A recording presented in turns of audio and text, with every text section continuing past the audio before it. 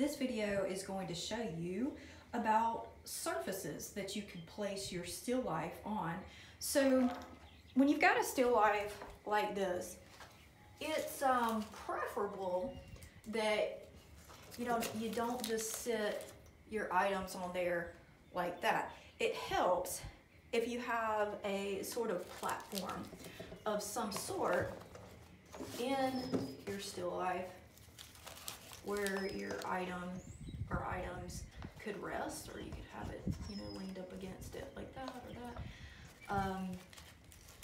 You could also, with your still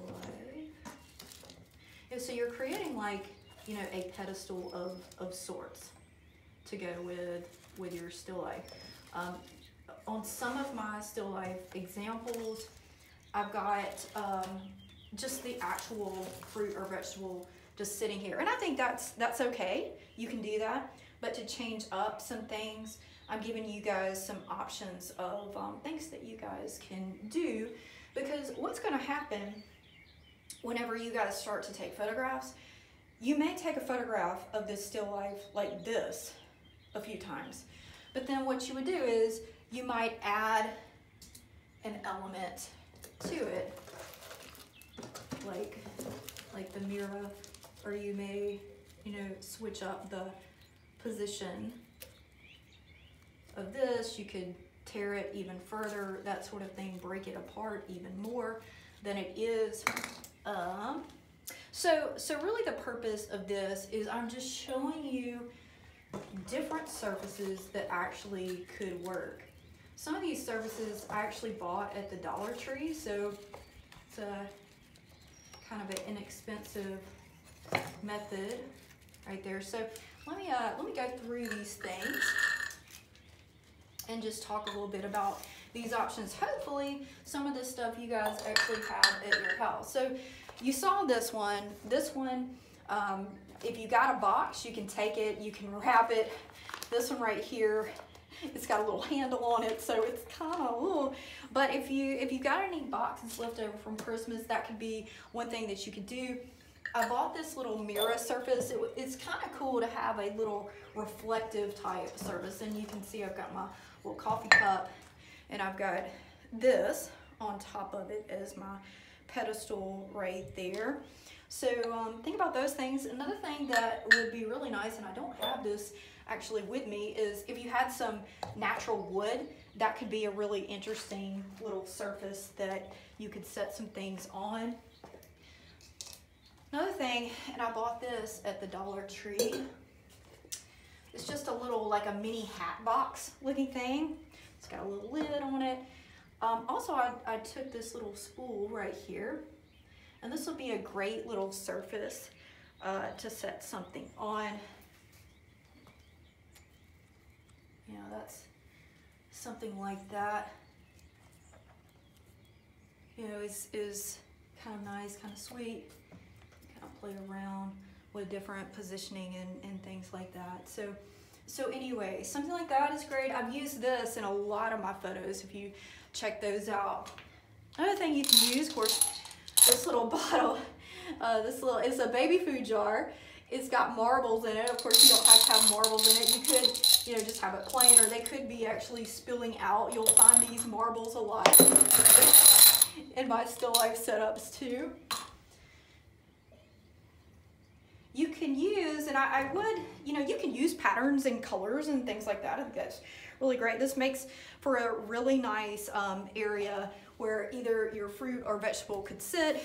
You could also, and we'll talk about this later, this is like two fruits in one, but you could have this like floating up here, that sort of thing. So there's a lot you could do. You could have this attached on here, like you could tack this on here. It could be pouring down, and things could be happening with that. So I would say with your surfaces that you guys use, try to find a way to connect your surfaces emotionally with what you are doing with your fruit. Try to tell a story through what you're doing, basically. So this one, of course, you can take the shells out and all of that. I found this at Hobby Lobby some months ago. That's a really good surface to put things on. I can get into more natural surfaces. You can, if you stack these up right, you could put your fruit or vegetable and have a rock background. That would be kind of neat. Or you could have a little rock pathway leading up to it. It could be kind of a natural thing if you want to go in that direction there.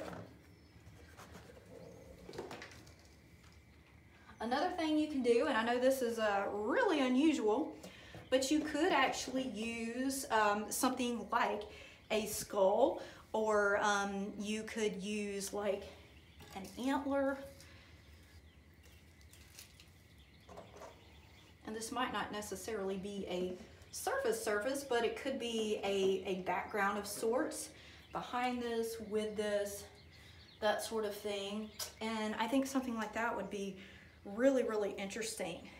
And you could work with that. You could even like stack some things there, or you could even flip this and do something really interesting. So if you collect things like old wood, if you have any kind of petrified wood or anything like that, that would be something kind of cool to use too. So another thing, like if you're trying to do like a little pop of color, and I was trying to find just some kind of plain books or some tiny books.